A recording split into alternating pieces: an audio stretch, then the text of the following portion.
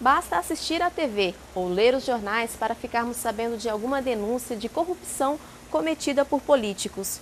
Os escândalos são tantos que os atos ilícitos nos parecem banais, corriqueiros mesmo. Mas não são, e existe sim saída contra a corrupção.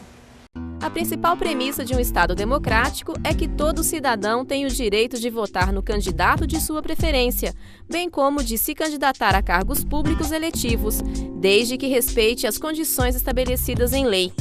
O que fazer quando os candidatos escolhidos pela maioria não cumprem as suas promessas de campanha? Ou pior, quando aproveitam-se dos cargos públicos para conseguir benefícios particulares? Aqui no Brasil, no caso, nossa democracia capitalista no Brasil, a gente tem um mandato chamado livre, em que o candidato, cabe ao povo apenas aceitar ou recusar governantes. Então, a gente só pode decidir sobre quem permanece e continua, ou sai, a cada 4 anos. Então, a gente não tem um controle, a população, os indivíduos, a maioria da população não tem um controle efetivo sobre a política adotada por essas lideranças. Praticamente todos os dias a imprensa publica notícias que dão conta de atos suspeitos de corrupção, praticados por políticos legitimamente eleitos pelo povo. As denúncias são tantas que chega a ser difícil acompanhar o desfecho de um caso ou saber qual é o escândalo em pauta no momento. A gente vai se imunizando, dado as recorrentes maneiras de que a mídia expõe a corrupção. O mesmo se dá com a violência. Basta a gente analisar os programas que existem nas redes de canal aberto, dando conta de violência. Então, essa é o que se chama de pornografia do excesso. A gente se é bombardeado com um volume muito grande de informações sobre violência, sobre corrupção, e isso causa o quê? Uma certa imunização. Nós ficamos imunes a essa ideia, passa a ser aquela ideia de que é só mais um caso de corrupção, isso não vai dar nada. Então cabe, obviamente, aos formadores de opinião tentarem mudar essa ideia. Porque a sociedade na essência, injusta.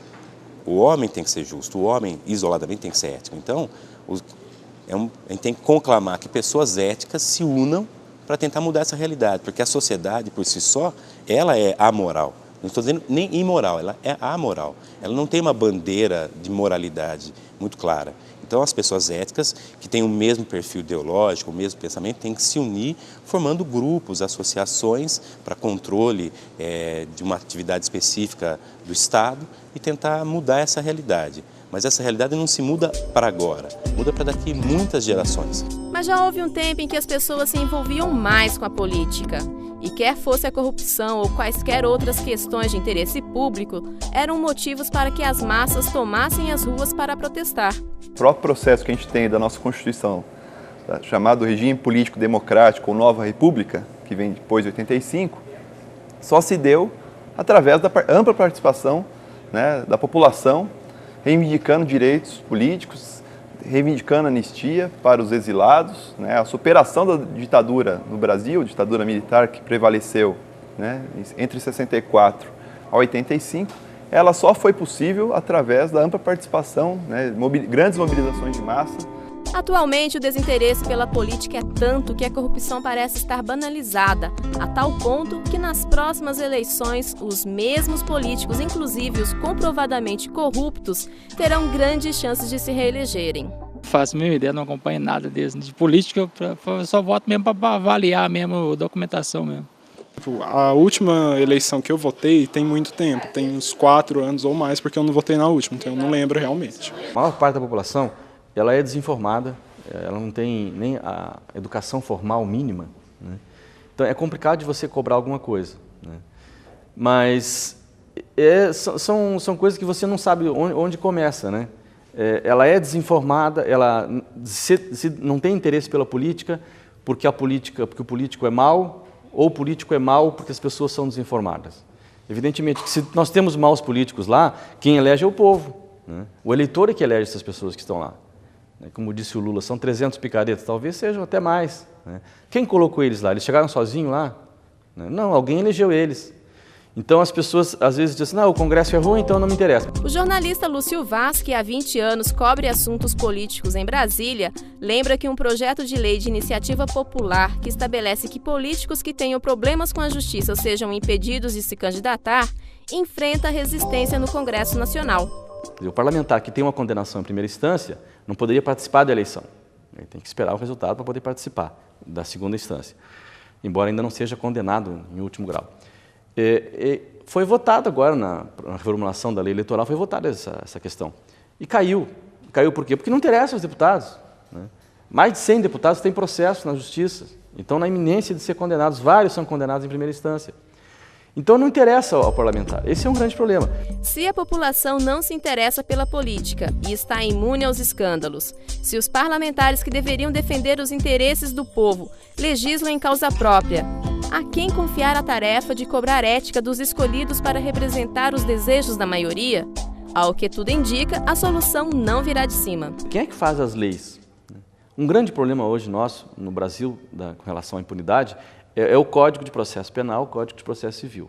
Quer dizer, você cria uma enormidade de possibilidade de recurso, né, de protelação do julgamento, da decisão final, que acaba levando à impunidade. Né? Então as pessoas falam, então vamos mudar o Código de Processo Penal. Né? Agora, quem faz isso? É o Congresso. Então o Congresso não tem interesse de fazer isso. Há políticos corretos, poucos, mas há. A questão é que nem todos chegam ao poder.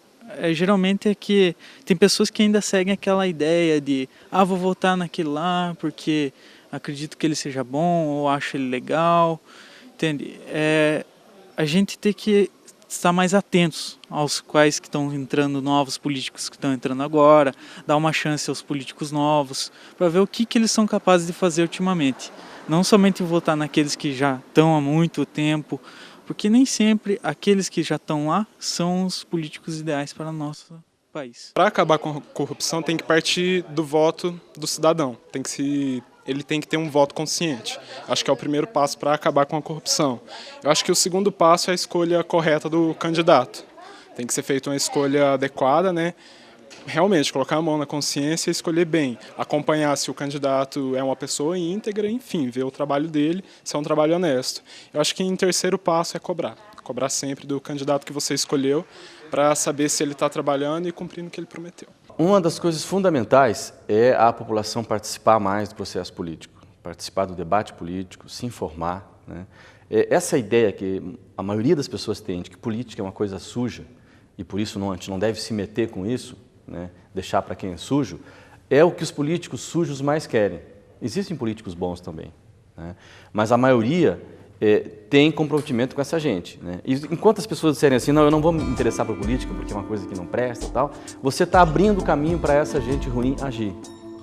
Então, a participação é importante.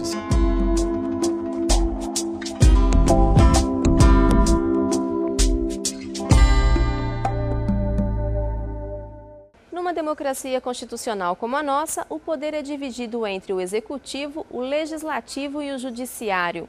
Nas nossas dicas de hoje, você conhece o papel de cada um deles. Ao Poder Executivo, representado pelo Presidente da República, pelos governadores, prefeitos e suas equipes, cabe a tarefa de administrar os interesses públicos e garantir o cumprimento das leis. O Poder Legislativo, composto por senadores, deputados federais e estaduais, além dos vereadores, cumpre a tarefa de elaborar as leis que regulam o Estado. Já o Poder Judiciário, que é exercido pelos juízes, fica encarregado de julgar de acordo com as regras constitucionais e leis criadas pelo Poder Legislativo. O programa de hoje está terminando. Como você já sabe, é possível ver, rever e comentar essa edição na página da TV PUC Campinas no YouTube, em www.youtube.com/tvpuccampinas. Outra maneira de interagir com a gente é enviar um e-mail para tvpuc@puc-campinas.edu.br. Participe! Eu me despeço por aqui, a gente se vê na próxima edição. Até lá!